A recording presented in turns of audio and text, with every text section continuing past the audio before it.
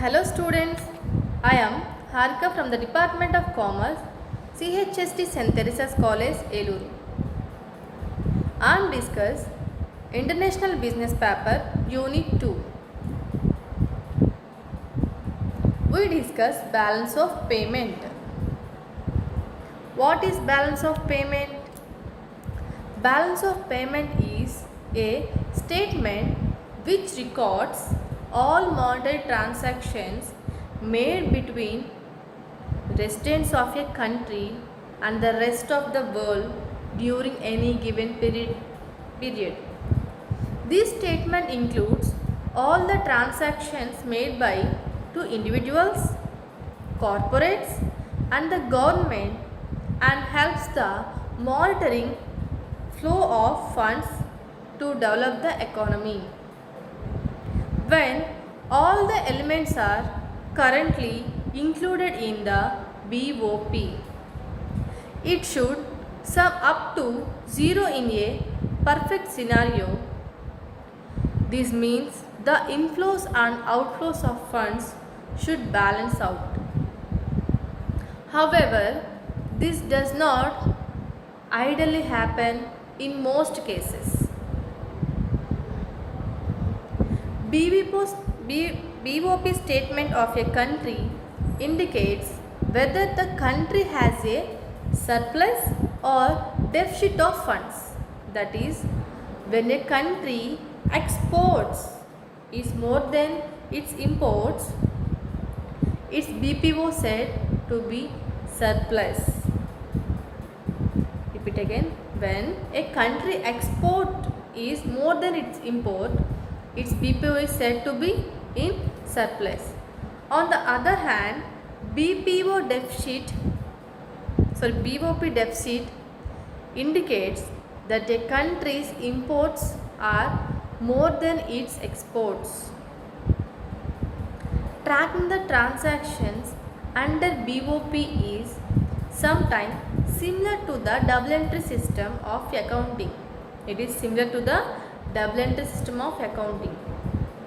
This means all the transactions will have debit entry and a corresponding credit entry.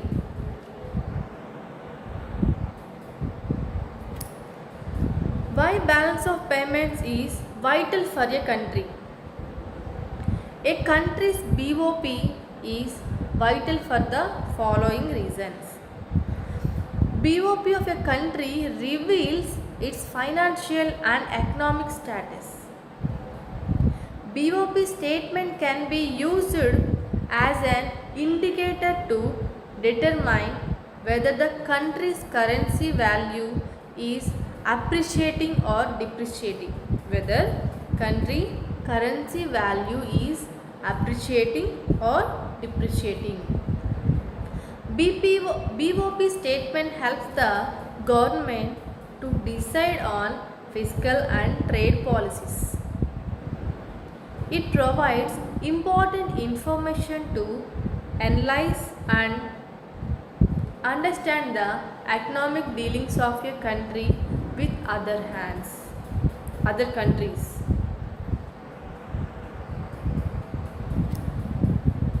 Elements of payment.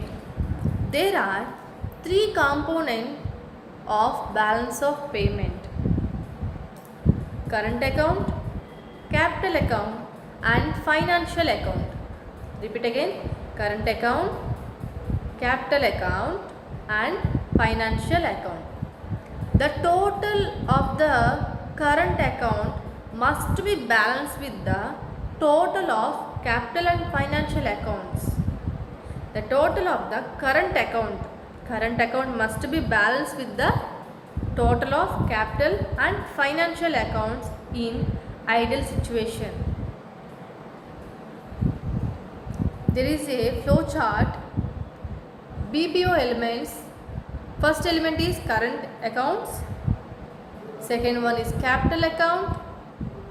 Third one is financial account.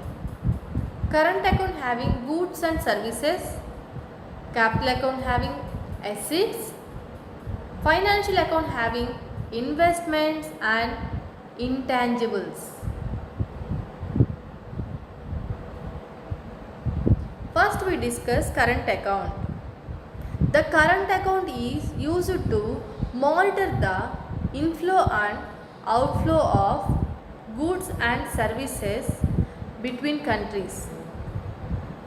This account covers all the receipts and payments made with respect to raw materials and manufactured goods. It also includes receipts from engineers, tourism, transportation, business services, stock, royalties from patents and copyrights. When all the goods and services are combined together, they make up to a country's balance of trade. Country's balance of trade. There are various categories of trade and transfers which happen across countries. It include be visible or invisible trading, unliteral transfers or other payments, receipts. The trading in goods between countries are referred to as visible items. The trading in goods between two countries are referred as visible items.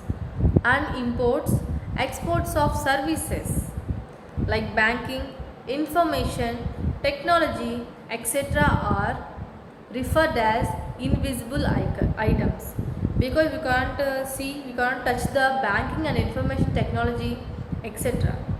So that's why we refer as a invisible items. Unliteral transfers refer to money sent as gifts or donations to considered as foreign countries. These can also be personal transfer, like money sent by relatives to their family located in other country. Capital account. All capital transactions between countries are monitored through the capital account. Capital transactions include the purchase and sale of assets like land and properties. The capital account also includes the flow of taxes, purchase and sale of fixed assets, etc. By migrants moving out into a different countries. The deficit of or surplus of a country, surplus of the current account is managed through the finance from capital account and vice versa. There are three major elements of a capital account. First one is loans and borrowings. It includes all types of loans from both the private and the public sector located in foreign countries. Investments. There are funds invested in the corporate stocks by non-residents. Next one, foreign exchange reserves.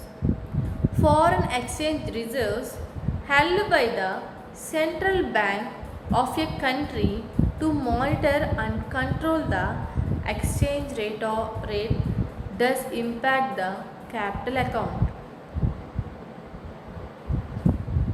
Last one, financial account. The flow of funds from and to foreign country through various investments in real estates, business ventures, foreign direct investments, etc. is monitored through the financial account. This account measures the changes in the foreign ownership of domestic assets and domestic ownership of foreign assets. On analyzing these changes, it can be understood if the country is selling or acquiring more assets like gold, stock, equity, etc. Next topic is tariff. What is the meaning of tariff? A tariff is a duty or tax imposed by the government of a country upon the traded commodities as it across the national boundaries. Tariff can be levied both upon exports and imports. The tariff or duties imposed upon the goods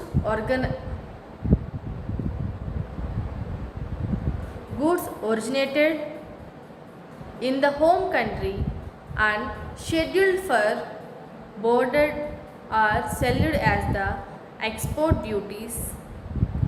Countries interested in maximizing their exports generally avoid uses of export duties.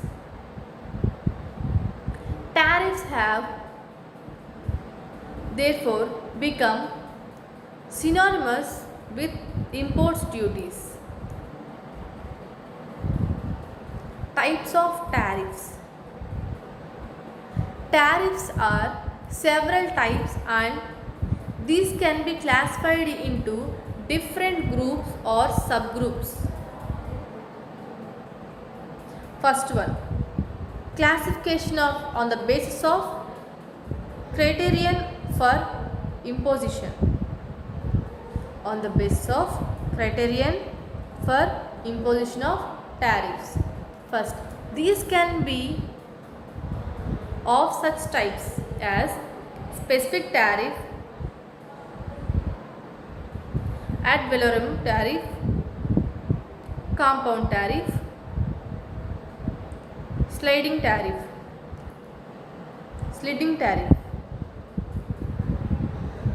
First one, specific tariff.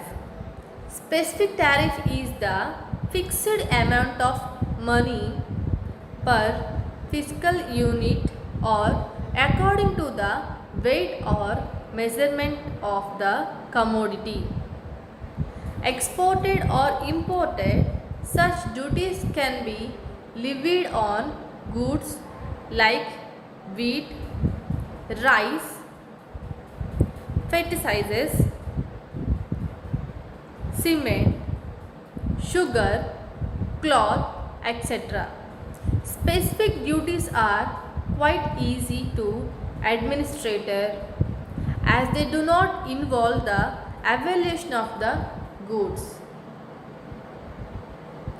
Next one, ad valorem tariff. These duties are more equitable as the costly goods generally consumed by the rich bear greater burden of duty, while the cheaper goods brought by the poor bear less burden of tariff. For instance, if the import of watches is subject to 7% ad valorem tariff, a watch valued at 1000 will be adjusted subject to a duty of 700 and the watch valued at 1200 will be subject to a tariff amount to 840 rupees. The ad valorem duties have an additional advantage that the international comparison of tariff in their case can be easily made. Compound tariff. The compound tariff is a combination of specific and voluntary tariff.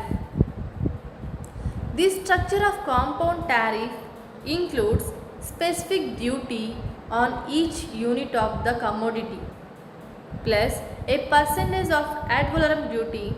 The compound tariffs not only import a greater electricity to revenues but also assure a more effective protection to the home industries. Sliding scale tariff. The import duties which vary with the prices of commodities are termed as sliding scale duties. These may either be on specific or ad valorem basis. In practice, these are generally on a specific basis. Next, second classification on the basis of purpose for which tariff is imposed. On the purpose of levying the tariff, two types. First one is revenue tariff and protective tariff. Revenue tariff. The tariff which is imposed primarily for generating more revenues for the government is called as the revenue tariff. In advanced countries, the introduction and diversification of direct taxes has reduced the importance of the tariff as a source of government revenues. But in the less developed countries, there is a still much reliance of government on these sources of revenues.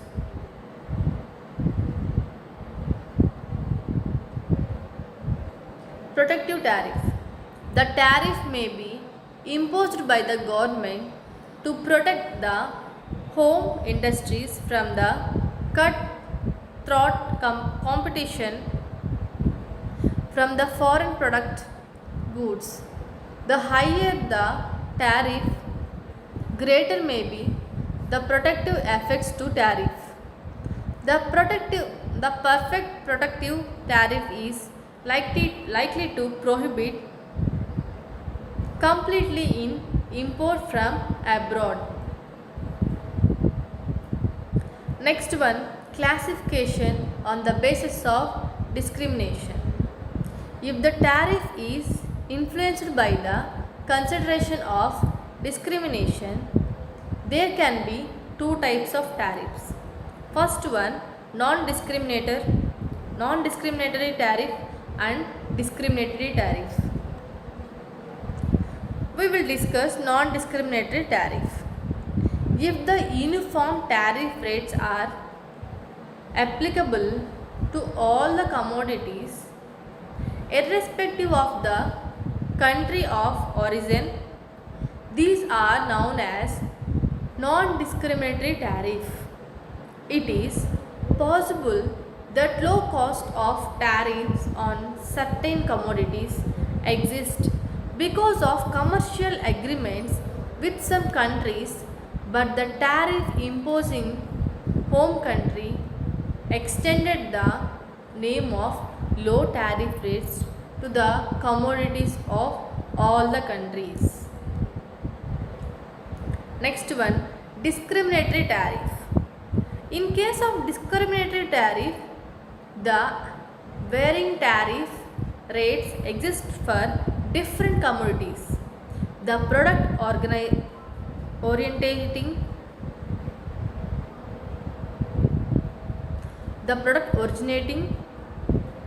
from favored countries are subject to a lower tariff rate than those of other countries.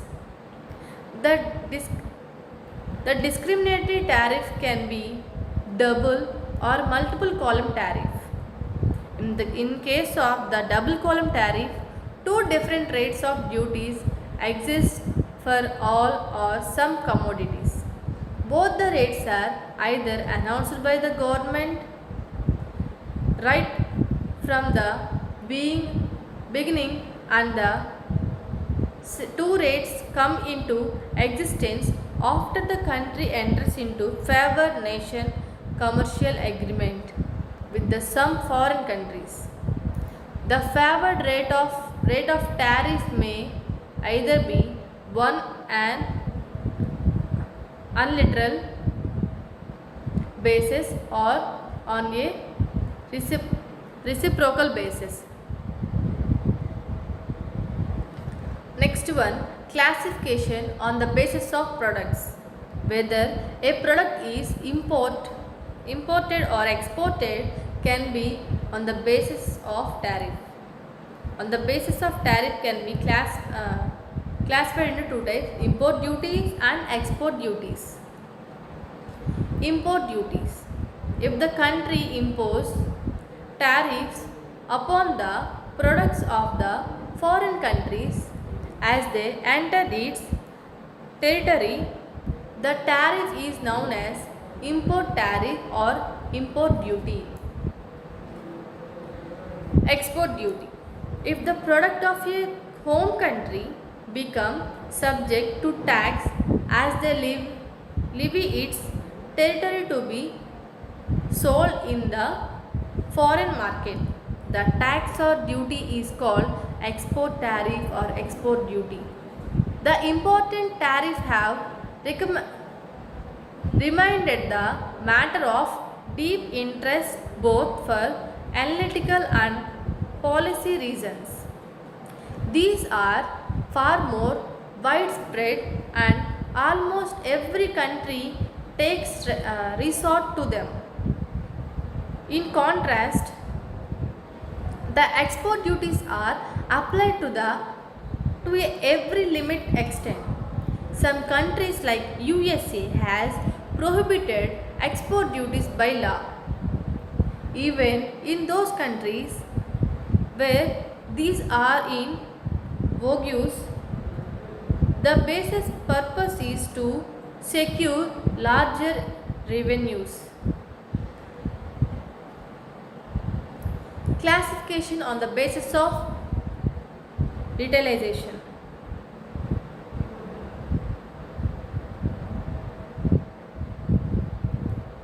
On this basis, the tariffs can be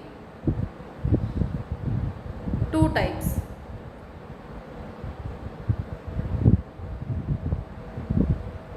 retaliatory tariff and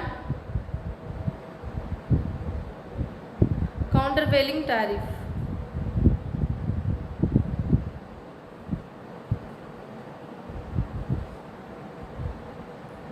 Retaliatory tariff.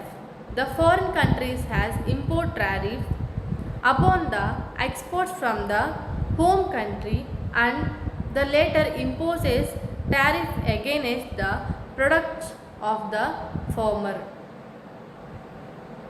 The tariffs resorted to by the home country will be regarded as the retaliatory tariff.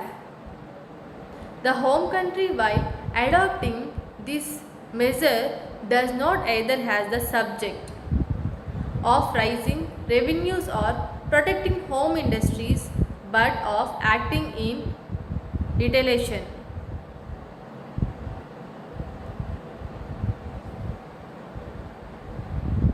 Countervailing tariff. If the foreign country has been exporting large quantitaties of its products in the market of the home country on the strength of export subsidies, the home country can utilize the unfair advantage enjoyed by foreign products through imposing duties upon them as they enter the territory of the home country. The latter has full justification for resorting to these con- countervailing duties in other that the unfair advantage given by export subsidies to the foreign products is offset and the competition takes place on equal footing between the foreign and home products produced goods. Thank you students. Have a nice day. If you have any doubts, please contact me. Thank you.